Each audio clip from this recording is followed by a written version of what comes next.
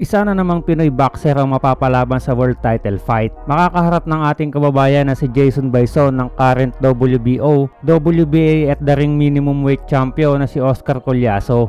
Gaganapin ang laban sa darating na September 20 sa Fantasy Spring Casino sa Indio, California. Isang malaking pagkakataon ito para sa ating kababayan lalo pa at 3 titulo ang nakataya sa laban.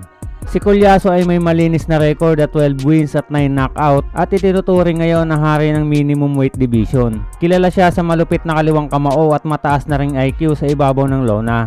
Subalit ang kalaban niyang Pinoy na si Jason Bison ay hindi basta-bastang boksingero. May 14 wins, 1 loss at 1 draw ang kanyang record at kilala sa tapang at walang inuurungan. Unang pagkakataon niyang lalaban sa Amerika at unang world title shot din, kaya todo handa din ang pambato ng Pilipinas. Samantala, nananatiling kumpiyansa si Collazo na mapapatunayan niyang siya pa rin ang tunay na hari ng minimum weight.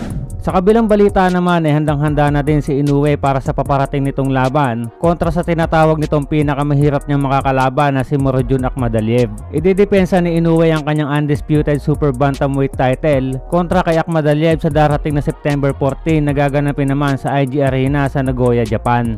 Si Akhmadaliev ang may hawak ng interim WBA Super Bantamweight title habang number 1 naman siya sa ranking ng The Ring. May kasalukuyang record si Akhmadaliev na 14 wins with 11 knockout habang isa lamang ang talo. Si Tapales ang sumira sa malinis na record nito na siya namang tinalo ni Inoue sa pamamagitan ng 10th round knockout. Kinilala naman ng WBC ang professionalism ni Inoue na nag-submit ng 30-day pre-weigh-in report kung saan pinapakita ng Hapon na nasa magandang kondisyon ng kanyang katawan para sa paparating na laban. Isa din ito sa paraan para maiwasan ang pagka-overweight ng isang boxer. Subalit kilala naman si Inoue bilang disiplinadong boxer na hindi nagpapabaya sa kanyang training lalong-lalo na sa pagkuha ng timbang. Sa kabilang dako naman ay umakyat na sa ranking ng WBO Super Bantamweight ang ating kababayan na si Janriel Casimero.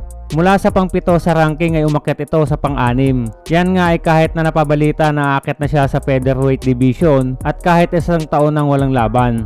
Sinundan naman ni Cuadro Alas sa kanyang ranking ang mga Pinoy boxer na sina Carl James Martin na nasa tuktok ng ranking. Kasama si former Unified Champion Marlon Tapales na nasa pang-4 at si Jerwin Ancahas na nasa pang-5 naman.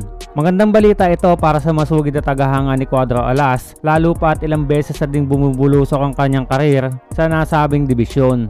Kung naging maganda naman ang takbo ng ranking ni Casimero sa WBO, ay kabaligtaran naman ito pagdating sa ibang sanctioning bodies kung saan naging pang-14 na lamang ito sa WBC at pang-11 sa IBF na kapwa bumagsak ng tig-isang ranggo. Samantala, hindi naman napasama sa listahan ng angas ang Pinas sa ranking ng WBA at The Ring.